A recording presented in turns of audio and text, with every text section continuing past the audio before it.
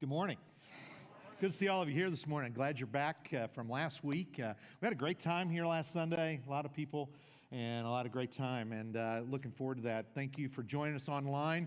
We look forward to always interacting with you guys. Hop on to the chat there and let us know who you are and where you're watching from. That'd be awesome. We'd love to see that. So I know that after coming through a last couple of Sundays where we had a lot going on, today seems like okay, we'll take a breath here a little bit and kind of pull back a little. But you guys, man, you sang and everything as if you were glad to be here. So that's awesome. I'm glad to hear that. So if you're new today, you picked a great day to come because we are going to start a short series here the next few weeks and looking at this idea of who needs God. We probably, those of us who have been in church a lot of our lives, we probably would easily answer, well, everybody. That's kind of the Sunday school answer or the church answer, that most people would give. But the idea is that many of us actually answer that by the way we live our lives a lot differently than how we actually would answer it. We might answer it with just a casual, well, of course, all of us do, or I do, or whatever. But a lot of it has to line up with who we are and how we live our daily lives. If it's all true, then every day of our life should be affected by the fact that we know who God is and that we understand Him. But today, a lot of us, I still believe, we kind of approach it as if we believe Him and we believe in Him, but we are not always affected by it the same way. The belief may be strong. Matter of fact, we might even be offended if somebody told us we weren't believing. But today, it's kind of like believing in God, but being, kind of like living the way like it doesn't really matter at all. As if maybe it's just something that's out there. It's a thing I do. Unfortunately, some of us maybe even, and I know I've done this in the past, it's almost like for me, it's a job. It's like this is my job. And it can very easily start to pull down really what it's meant to be in our lives. And so who needs God? Sometimes people who are not even a part of the faith yet anyway, they maybe haven't even given it consideration. Do I really need God in my life? Everything seems to be fine. I seem to do everything on my own. I take care of everything myself. No big tragedies, no big issues to deal with. So it feels to me like it should be okay. Why would I need God? Especially if that's never been a part of your life. I've met a lot of people lately that I've been talking to, and they never grew up in church. They never had real connection to it. Even the thoughts of it have not really even crossed their minds of why they would need to even explore if God is real, if He exists, if there's any need to know Him or to know about Him. And so all of this is somewhat a wide spectrum of people that this touches. You talk to the skeptic, the person who's like, well, if God is so good, then why does all this bad happen in the world? And why doesn't He take care of some of these issues? Or why does He make certain things happen to me? And then some of us are at the point where if there was a God, then I would know it. He would definitely make Himself known more. And there's all kinds of questions about that. There's a growing population of people that are really regarded as, there's some people who are believers, some people that are agnostic, they kind of believe God's out there, but it's hard to touch Him, hard to figure out who He is. And then there's people who are just the nuns. People who have just decided there's nothing.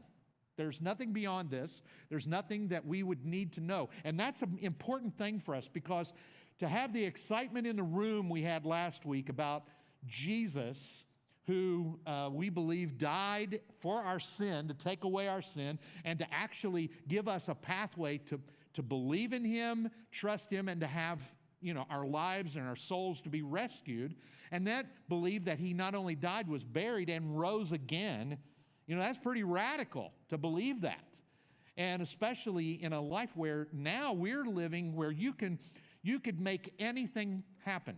On AI these days, you can make anything happen. You can have conversations with someone that doesn't even exist.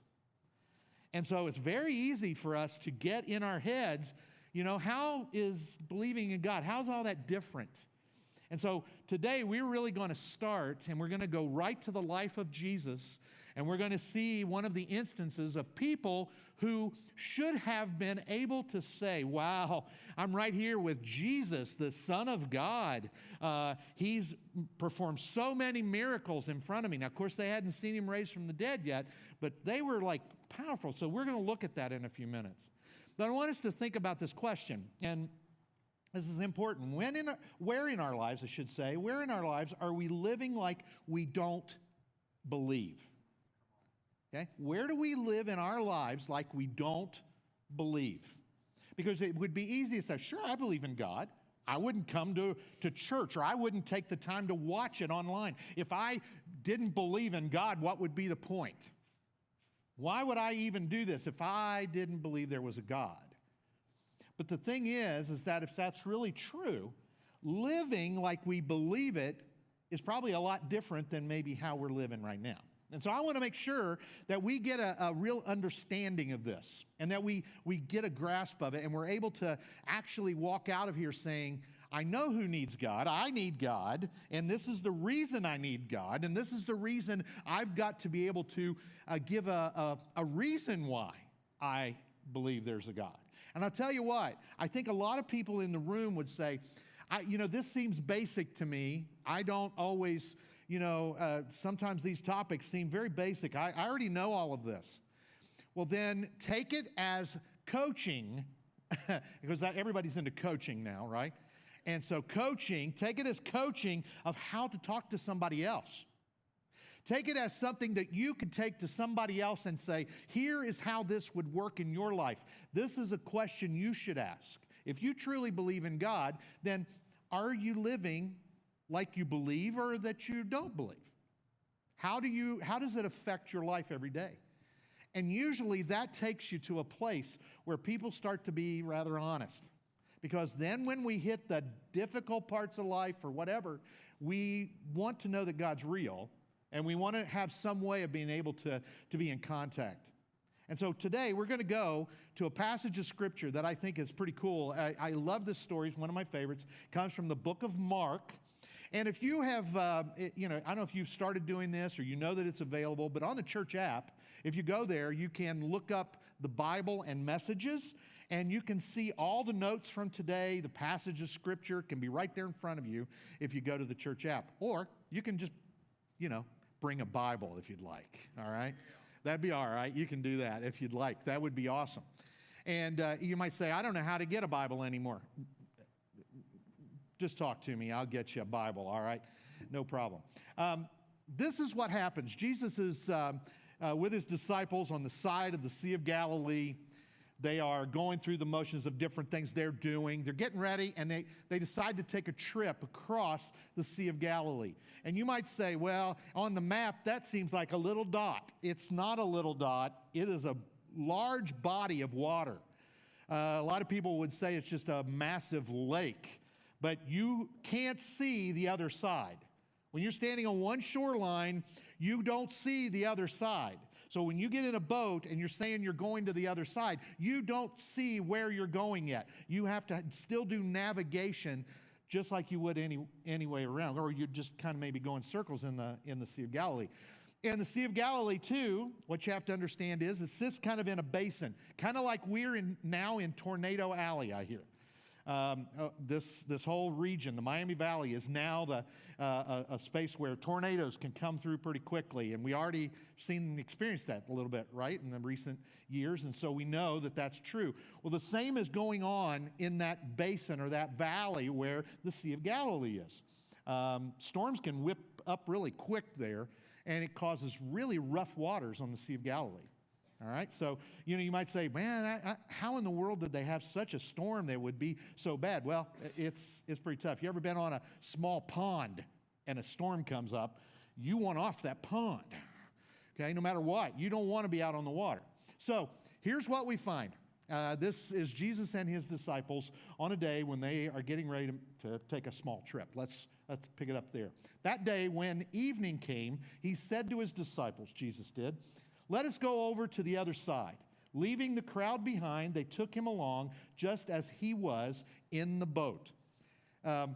Stop here for just a second. Jesus had just finished up doing a lot of teaching.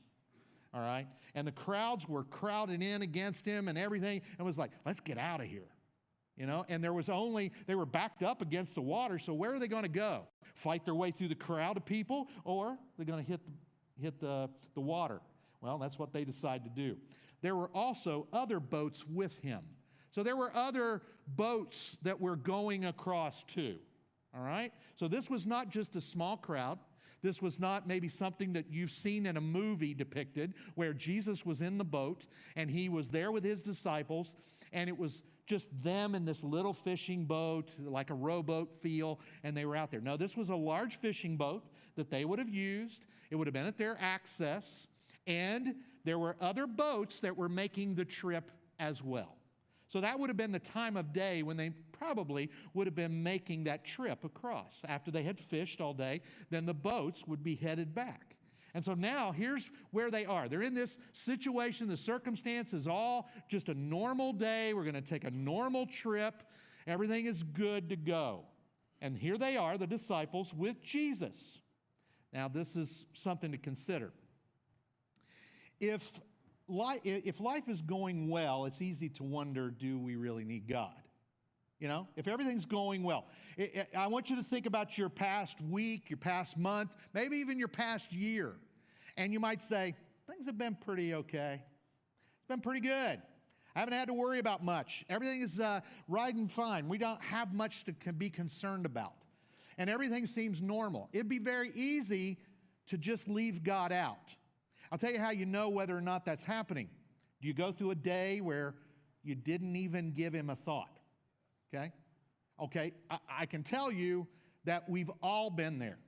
We've all been at a time when we know that we have left God out of the situation, the circumstances in our life. It's easy to do because when you get up, life has not slowed down.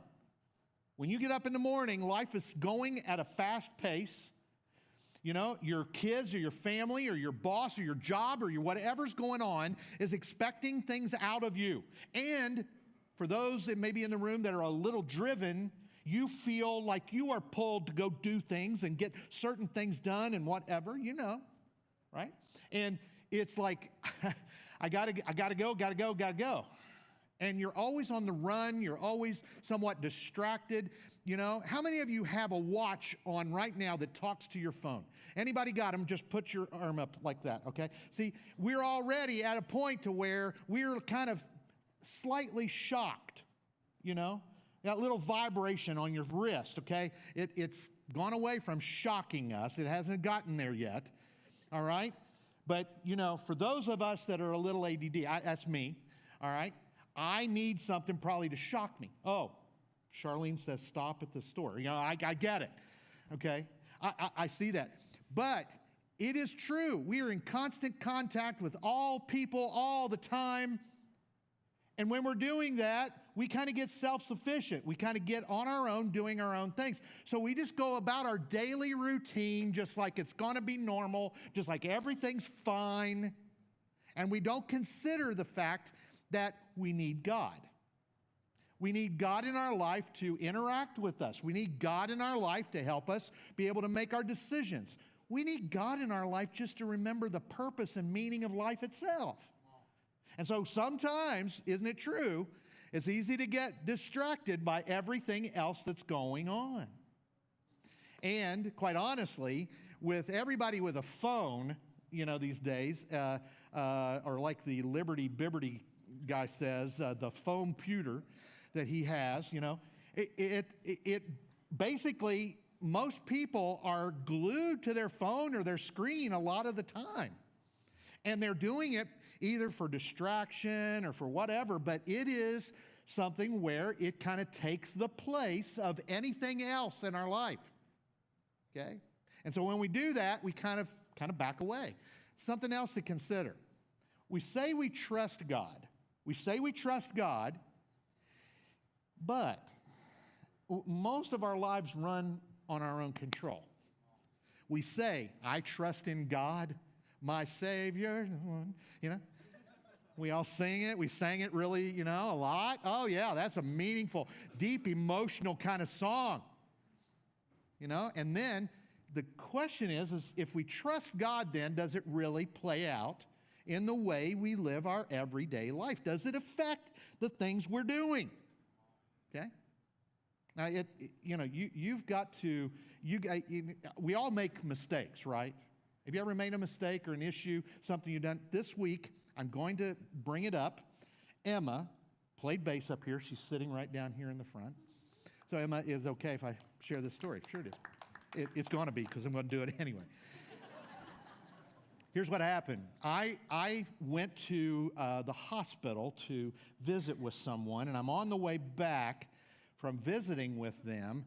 And when I was there, I thought, Dunkin' Donuts coffee, like what we have here at church. You know, I thought, that'd be cool. I need a cup of coffee. And so I thought, okay, this is great. I'm going to do that. So I go, I pull into the drive-thru, and I want to be up to date, okay? Don't you want to be up to date? So I got out my phone, wherever it is. It's on me. I've got it right here. Got my phone, and you know you can do Apple Pay, okay? And you click it like that. Okay, that's my card. You can't see the number, all right? Anyway, I was just going to, like, tap it, you know? I was going, coffee, you know? And so it was going to be awesome. I couldn't wait to do it. And so I think, you know, because it was a young girl, you know, there at the window and everything was pretty cool. So I'm doing that, and she tries to put the machine out for me to tap. And I'm in my old beat-up truck, and I am trying to reach it. And my foot is on the brake pedal.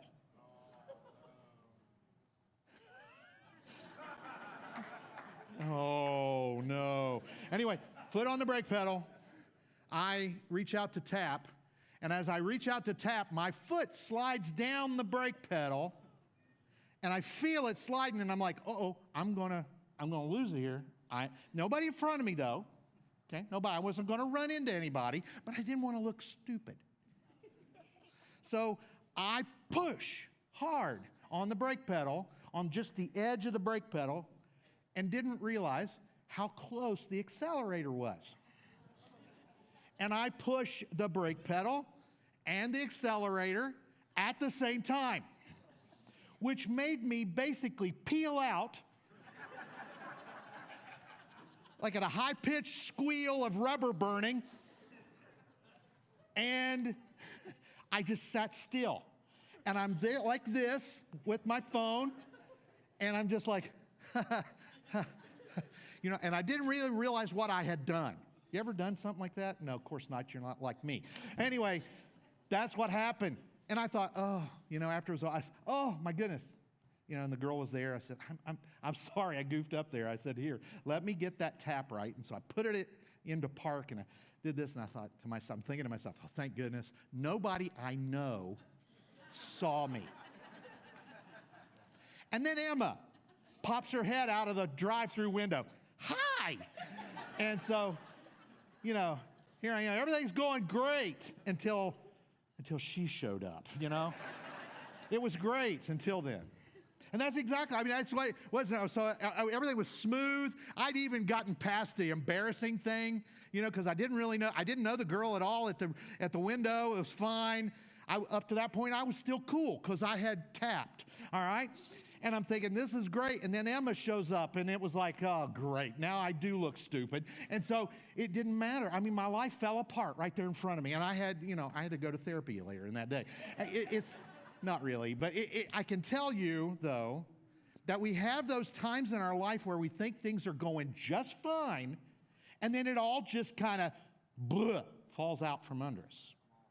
And I can tell you that we say we trust God, but then when those times come, we're shocked and we don't know what to do. We fall apart. Now, that one was not quite a test of my trust in God. It just was probably testing my car insurance a lot. And so the idea, though, is that for any of us, we can have something like that happen. Let me show you what happened to the disciples when they were in the boat with Jesus. A furious squall came up. Very concentrated, kind of windy, very, cyclone feeling storm comes up on the Sea of Galilee. And the waves broke over the boat. Okay? So we're not talking about little waves. We're talking whoosh, coming back on you, getting you wet kind of things. So that it was nearly swamped. I mean, basically, it almost took the boat under. Jesus was in the stern, the back of the boat, sleeping on a cushion, which I still want this shirt, this T-shirt that says, even Jesus took naps. I mean, he had had a long, hard day teaching and interacting with people and everything. And I understand that. Well, on Sunday afternoons, I go home, I take a coma. I understand what is necessary to recoup from some of that. And I can tell you that when they were there, they were like, where's Jesus? Where is he? What's going on here? Maybe even worried that, did he get swept overboard or something like that? The disciples woke him and said to him, "Teacher, don't you care if we drown?" You got to think about this. Isn't it true that when we are comfortable, control, comfort, complacency, and convenience create the illusion that we don't need God? When everything's going fine, when everything's comfortable, even when we're complacent about our faith, maybe even to the point of apathy, we just are like, I don't need him. I'm good. Everything's good. And we stay focused on ourselves. We stay focused on what we want. And that's what happens. Falls out from underneath us. And we don't stop believing in God. Just stop depending on him when we feel in control. So I want to say this. It doesn't mean that you just stop believing. It just means that there's a lapse in the application of that belief in your life, in my life. Whenever we step away that way, that's what happens. We feel as if. And so you might say, I don't know if this can coexist. Remember, we talked about this last Sunday if you were here. You remember we talked about faith and doubt being able to coexist. Matter of fact, doubt is a pathway to faith. And if that's really true, it's the same in this. We all come to a certain point where we kind of stop thinking about him, depending on him, needing him to be in our life every day. The conversations we have with our kids, the things we do at work, when we go to write checks to pay the bills, when we decide to go to the doctor because there's a funny thing showed up on your skin or a bump or something you don't know about or something you're feeling weird and you show up to the doctor and it's like, oh, I don't know. Maybe I need God. Maybe I need God.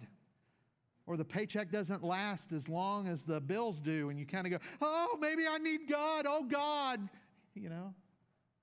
Or my kids are just not getting along with me. I've done everything I know to do. I've tried to live in front of them. Oh, God, please.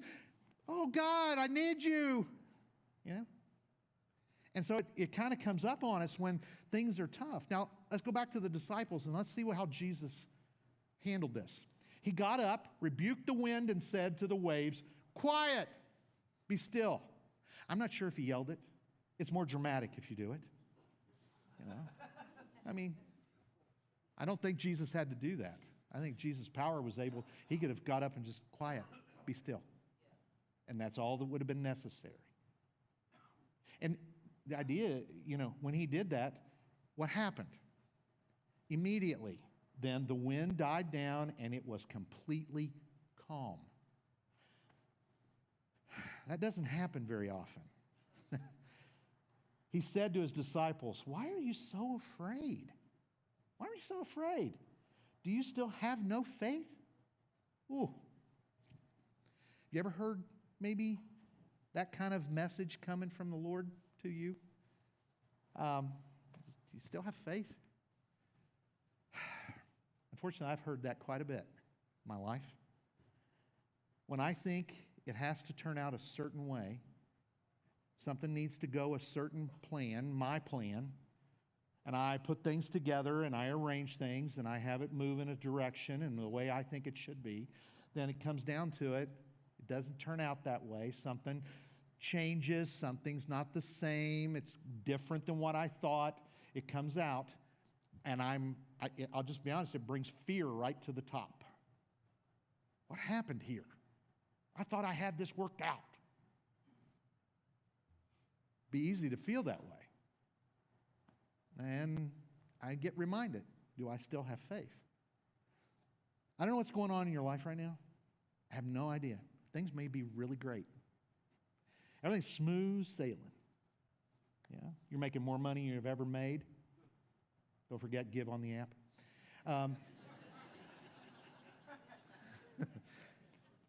But also, it could be that, this is the best your marriage has ever been. Maybe this is the best your relationships or friendships have ever been. Maybe you really even feel like you're doing all the things, going through a lot of life without any issues. The problem is that that's fine, but what's different about that than it is when we're going through trials and problems and issues?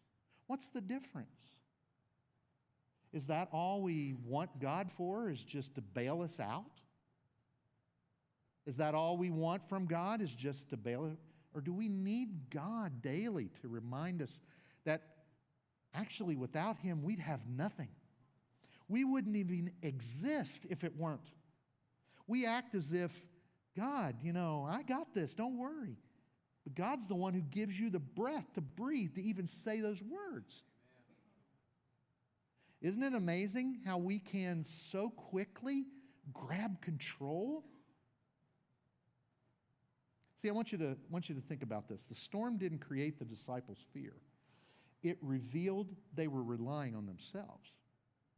Do you know of an event that happened a few years ago that all of a sudden brought a lot of things to light? People's fears and things they were scared of. Do you ever think that, things would be, I started thinking about it last Sunday particularly because, you start to see a large crowd of people in a room and and every Sunday really look at this and I think to myself, wow, a few years ago we could barely see enough and we had to separate rows and all these things that we were doing. And a lot of it we reacted in fear and we were scared that God could not sustain us in it all.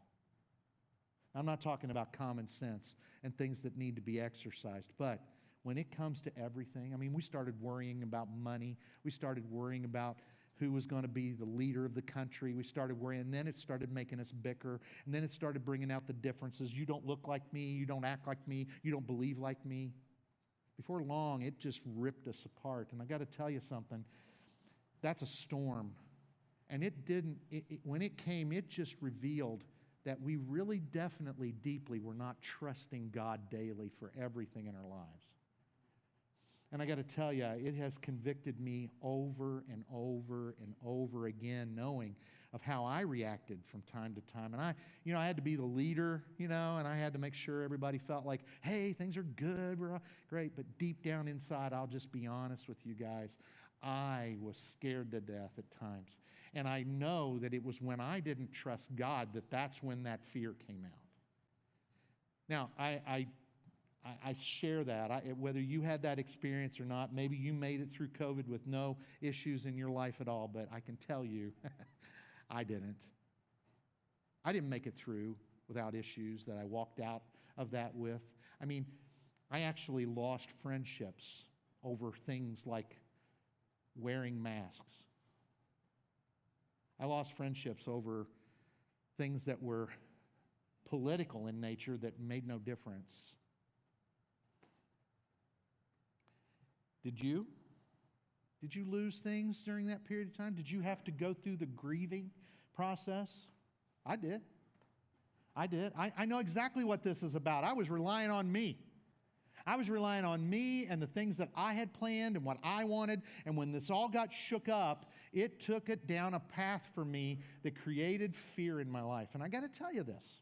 Next point is this. We can have Jesus in our life and still live like we're on our own. You can have Jesus in your life and you can love him, and you can even go through some practices, even some disciplines on a daily basis even, and still not ultimately give him the control that he needs in our lives. It's easy to do it. It's easy to do it. Why? Because we've allowed other things other than him to come into our life and tell us that's more important. Do we need God? Yeah, I kind of think so. I want you to think of it from this standpoint too. We don't realize we need God when we're in control. But we realize it when our control runs out. When we can't control the circumstances or situation and it runs out on us, then that's when. And listen, the disciples, remember, think about it. Over the last couple of weeks, we talked about if we were there, would we have stood up for Jesus? Would we have said, yeah, I believe all this? Would you have lived for him? Would you have known it? Here's what happened. Here are the disciples with him, watching him do miracles and teach and all these things that he was doing. And then their reaction was, oh, you're going to let us drown? Well, let me just tell you something. They would have never drowned because there was a word that said Jesus was going to go to the cross and die and raise from the dead. He was not going to drown in a boat. The problem was they weren't believing that. They weren't trusting that. People who were with him, he was in the stern of the boat taking a nap. He was right there. He's not going to die. That means the boat was safe. So let's go back to the story. End it with this. Verse 41, it says, they were terrified and asked each other. They're still scared. Jesus even spoke to them and said, where's your faith? What's going on with you? Why do you feel this way? And he said, they were terrified and asked each other, who is this? Who is this? Even the wind and the waves obey him. See, it comes down to it. If we really were straight and honest about our time with God and who we believe he is, and for those of us in this room that are still maybe even skeptical or you're struggling or whatever, I want to tell you something. Not only is he real, but he is so patient. He could have said, oh, so you don't think you're... He could have topped that boat and walked on the water. He did that later, by the way. That's not the same story, okay? Don't get the stories all messed up. When did he sell them? Was that before or after he got out of the boat and walked on it? No, had nothing to do with that. Different story. But the idea comes down to, though, that he was never in danger. Jesus was in charge. He was in control. Jesus was never in danger of taking them to safety. He was never in danger of walking away from them or not having the ability to take them through the difficult circumstance. He was never in danger, though, of just being with them, walking down a road and talking, eating meals, going through the regular routine of life with them. See, we miss out on a lot of this. And it comes down to we're just not ready. I want to leave the tension here today a little bit. I want us to suffer through this a bit. I learn more when I suffer. Yeah, ask Emma. I suffered. Anyway, I can tell you this, that if we just resolve this idea so quickly with a 1, 2, 3, I don't know that it does much. I think a lot of us, maybe, and I just tell you, the way things go in church life a lot of the times is that we do just fine. We can come and we can sing, I trust in God, the whole deal, and be excited about the song and the music, but yet we still don't live it out. And it's time we do. It's time we set aside some of this stuff that is controlling our lives, or we think we're in control, and finally give him a sense of ownership of this. So I'm not going to tell you 3 steps to let God be in control today. We first got to just say one thing to Him, a straight prayer to Him that's like this: God, you're with me in this. I'm not handling this alone. If we can say that on a regular basis, whether the day is good, whether our finances are in order or they're a shambles, whether you are 1 week away from going to the bankruptcy lawyer or you are just figuring out, how much am I going to make this year? Or maybe you're thinking to yourself, you know, I don't really have a whole lot of time right now to devote to serving anywhere, in the church. Right now, that would be difficult for me. Okay? I can tell you, we have opportunities all the time for people to serve. Matter of fact, when you go to work tomorrow, you will have opportunities to serve. When you go home today and you're there with that family of yours, and take that however you need to take it, okay? That family of yours, you have an opportunity to serve. When you wake up and there's nobody in the house, you're in the bed by yourself, your feet haven't even hit the floor, you have an opportunity to serve. Your life can make a difference. Why would God give us life, our breath itself, if He weren't intending on allowing us to be part of something bigger and better than anything we could be part of ourselves? So, I want you to think this. Can you pray that prayer? God, you're with me in this. I know you are. I know you're with me in this. Good day, bad day, whatever. I'm not handling this alone. I am not going to handle this on my own. It's not mine. Yours. And then this last thought. I want you to just ask this question. Maybe go home talking about it in the car. Because I'm sure that's the first immediate thing we all think about. That and what steakhouse are we going to go to? Okay. Or maybe you don't do steakhouses. Okay, that's fine. What vegan house are we going to? I don't know. Just kidding. What vegetable house? Here's the idea. Okay. Where in our lives are we living like we don't believe? Start asking yourself that question. Where do I live in my life like I don't believe? Oops. I think I just did something there that was on my own. I think I did something there I didn't even think about God. If we let Him in, I can tell you that it's a pathway to joy, peace, and happiness. But I'm not going to tell you how to get there. You're going to have to be willing to ask this question. We all are. We all have to ask, where in our lives are we living like we don't believe? I want you to think about that this week. Next Sunday, we'll pick it up here. Let me pray for us. Heavenly Father, I am so grateful to be here today with my friends. God, thank you. So many friends, and God, this is like family to me. Thank you that I have the opportunity to stand here in front and to talk and to share with them what you've talked to me about and things that you've poked me about and told me I needed to change about, all of that, Lord. I pray you give me the courage to do that. I need to ask this question.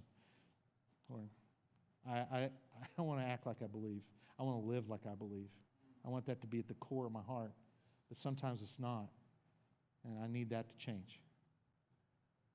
So God, I ask that for all of my friends, family here today. Help us to ask this question and be willing to hear your answer and let you do something about it. Thank you, Jesus. It's in your name I pray. Amen.